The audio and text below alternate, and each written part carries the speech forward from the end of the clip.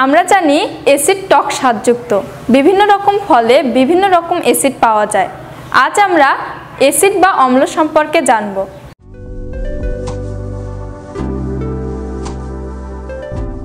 স্বল্পমূল্যে ব্যবহারিক বিজ্ঞান শিক্ষায় সকলকেই স্বাগতম। এই পরীক্ষণটি করতে আমাদের লাগবে নীল লিটমাস পেপার এবং লাল লিটমাস পেপার এবং বিভিন্ন রকম ফল। এখানে আমরা নিয়েছি লেবু, আমলকি, কমলা লেবু, আঙ্গুর, তেঁতুল এবং কামরাঙ্গা।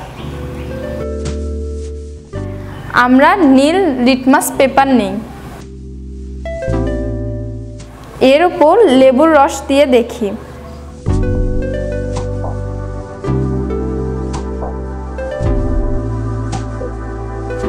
তোমরা লক্ষ্য করে দেখো নীল লিটমাস পেপারটি লাল বর্ণ ধারণ করেছে। আমরা আরও একটি লিটমাস পেপার নিই।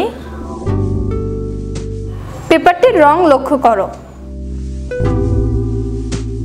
আমরা এখানে একটি আমলকিকে কেটে নিয়েছি।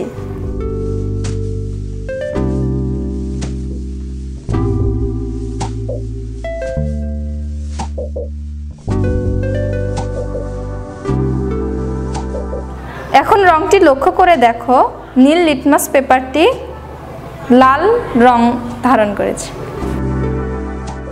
আমরা আরেকটি লিটমাস পেপার নিই।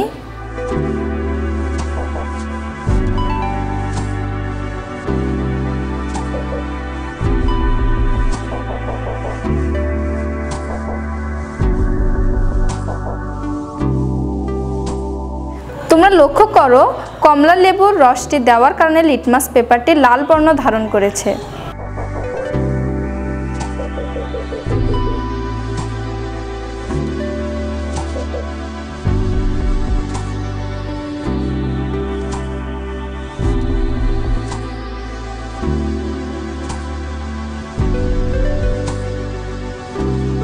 তোমরা লিটমাস পেপারটির রং লক্ষ্য করো।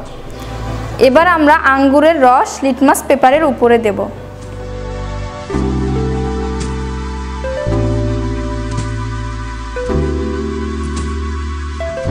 এখানেও লিটমাস পেপারের রং লাল বর্ণ ধারণ করলো।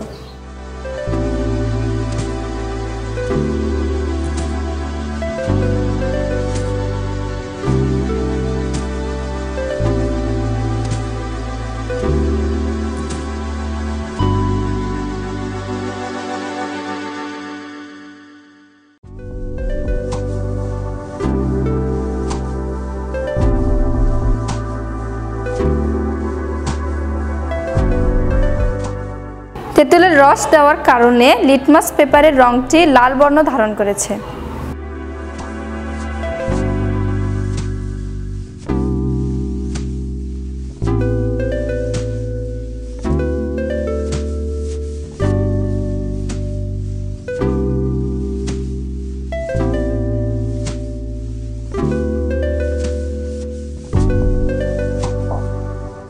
এবার আমরা লক্ষ্য করছি কামরাঙ্গার রসটি দেওয়ার কারণে লিটমাস পেপারটির রং লাল বর্ণ ধারণ করেছে।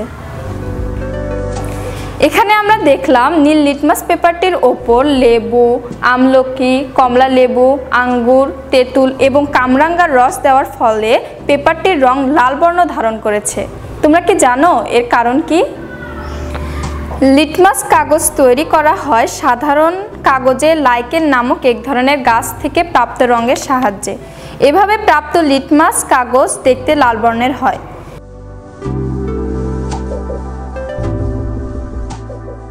এই লাল বর্ণের লিটমাস কাগজকে যে কোনো ক্ষারীয় দ্রবণে ডুবালে তা নীল বর্ণ ধারণ করে। আর এই নীল বর্ণের লিটমাস কাগজকে যখন লেবুর রস, আমলকির রস, কামরাঙ্গার রসে ডুবানো হয় তখন নীল লিটমাস পেপার লাল বর্ণ ধারণ করে।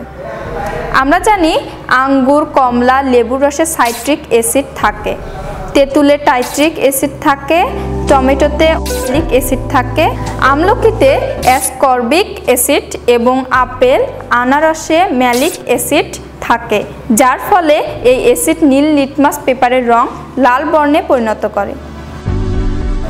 অর্থাৎ আমরা বলতে পারি অ্যাসিড বা অম্ল নীল লিটমাস পেপারের রং পরিবর্তন করে লাল বর্ণে পরিণত করে। তোমরা এমন মজার মজার এক্সপেরিমেন্ট করতে আমাদের সাথেই থেকো। এতক্ষণ সাথে থাকবার জন্য ধন্যবাদ।